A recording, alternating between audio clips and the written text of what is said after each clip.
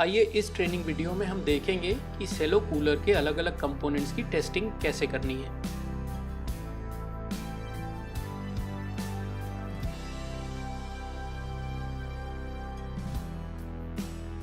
Main motor testing, इसके लिए हम रेजिस्टेंस वैल्यू चेक करेंगे और जैमिंग की कंडीशन को भी चेक करेंगे।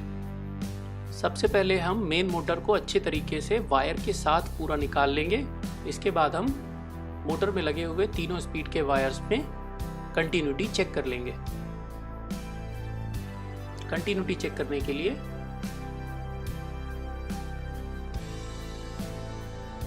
एक साइड को हम ब्लू वायर में कनेक्ट करेंगे और दूसरे साइड को एक एक करके तीनों स्पीड के वायर में कनेक्ट करेंगे।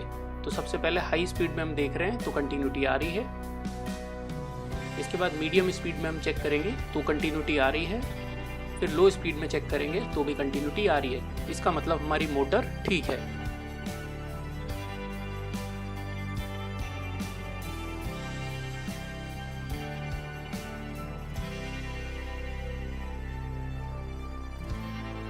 इसके बाद हम मोटर के बॉडी से कंटिन्यूटी चेक कर लेंगे और अगर बॉडी से कंटिन्यूटी आ रही है इसका मतलब मोटर शॉर्ट है, अदरवाइज मोटर अच्छी है। अब हम मल्टीमीटर से भी चेक कर लेंगे। तो हाई स्पीड में हम चेक कर रहे हैं तो हमें 2 रेजिस्टेंस दिखा रहा है। अब हम मीडियम स्पीड में चेक करेंगे तो 3 दिखा रहा है और अब हम लो स्पीड में रेजिस्टेंस चेक करेंगे तो 3 to 4 दिखाना चाहिए। तो 3 दिखा रहा है, इसका मतलब मोटर ओके है। अब हम बॉडी पर भी चेक करेंगे तो 1 दिखा रहा है, इसका मतलब मोटर ओके है। अगर मोटर शॉर्ट होगी या खराब होगी तो इन्फिनिटी रेजिस्टेंस दिखाएगा। इसके बाद हम मोटर के साथ लगा हुआ कैपेसिटर भी चेक कर लेंगे। अगर कैपेसिटर खराब है तो इस केस में हम पूरी की पूरी मोटर ही चेंज करेंगे। अब हम मेन मोटर चेक कर लेंगे कि वो जैम तो नहीं हो गई है, क्योंकि कई दिनों तक आइडल रखे रहने से मोटर जैम हो सकती है। तो वो चेक कर लेंगे और जैम है अगर तो ऑयल ट्यूब से अच्छे से उसकी ऑयलिंग कर देंगे और उसे फ्री कर देंगे। कस्टमर्स को भी कूलर के सीजनल यूसेज के बाद उसे पैक करने से पहले एक बार मोटर की ऑयलिंग अच्छे से कर देनी चाहिए और ऑयल ट्यूब की मदद से ऑयलिंग कर दें और उसके बाद कूलर को स्टोर करके रखें तो मोटर अच्छी बनी रहेगी। वाटर पंप टेस्टिंग, इसके लिए हम पंप की रेजिस्टेंस वैल्यू चेक करेंगे और जैमिंग कंडीशन चेक कर लेंगे। सबसे पहले वाटर पंप को पूरे वायर के साथ निकाल लेंगे। हमें ध्यान रखना है कि वायर कट करके पंप को कभी नहीं निकालना है। इसके बाद हम कंटिन्यूटी टेस्ट कर लेंगे और अगर कंटिन्यूटी दिखा रहा है इसका मतलब पंप ठीक है। इसको हम मल्टीमीटर से भी चेक कर लेंगे। अगर रेजिस्टेंस वैल्यू 2.5 ओम्स दिखा रहा है इसका मतलब पंप हमारा ठीक है।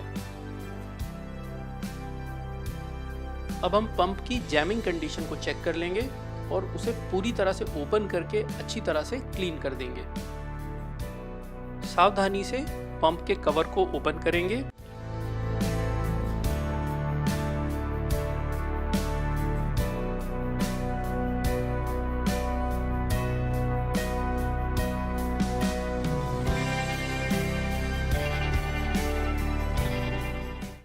और फिर इम्पेलर को और अंदर के बाकी के पार्ट्स को भी अच्छी तरह से क्लीन कर देंगे।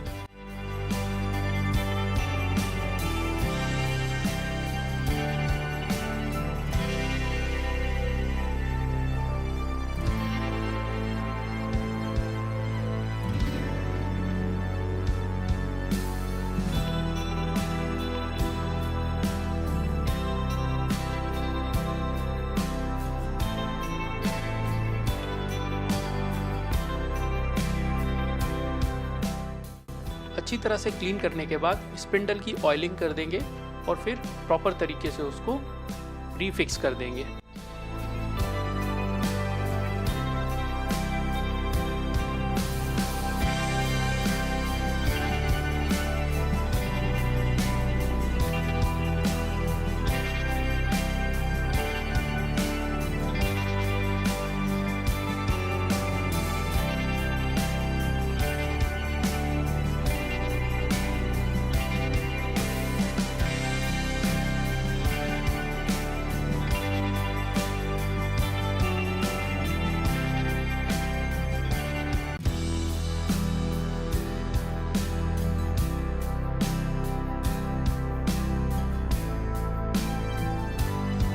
Swing motor testing.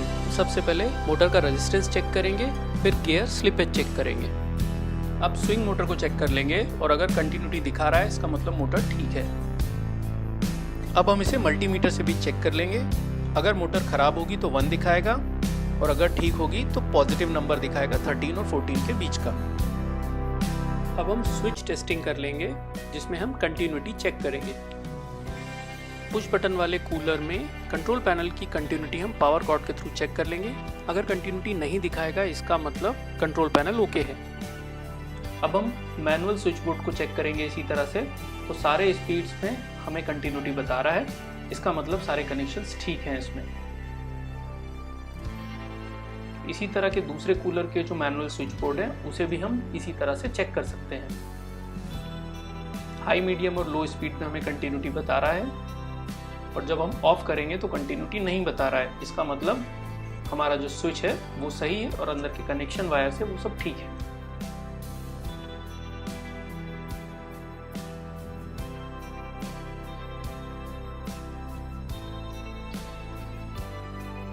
अब हम कंट्रोल पैनल के पावर पीसीबी को चेक कर लेंगे। तो इस तरह से हमने कंट्रोल पैनल ओपन कर लिया।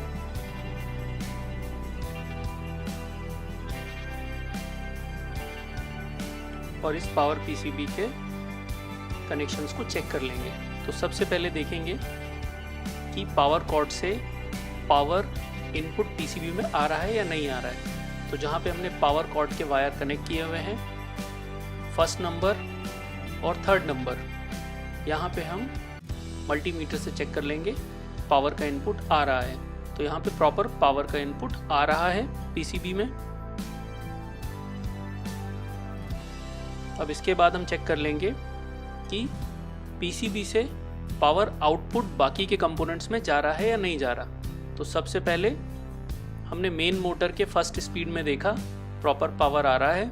मीडियम स्पीड, हाई स्पीड, इनमें भी हम चेक कर लेंगे तो सब में प्रॉपर पावर आउटपुट जा रहा है पीसीबी से। इसके बाद हम स्विंग में चेक करेंगे,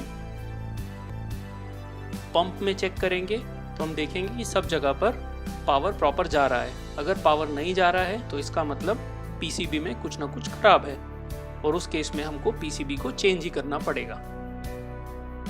इसी तरह से हम चेक कर लेंगे कि सारे कंपोनेंट्स को कॉमन मिल रहा है कि नहीं मिल रहा है।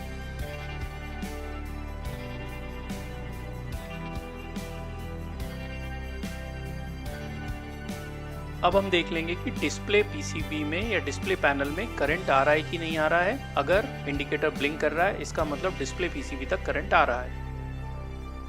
अब हम कंट्रोल पैनल के बटन्स को भी चेक कर लेंगे। अच्छे से प्रेस करके चेक कर लेंगे कि सारे बटन प्रॉपरली चल रहे हैं। इसको ओपन करके भी चेक कर लेंगे।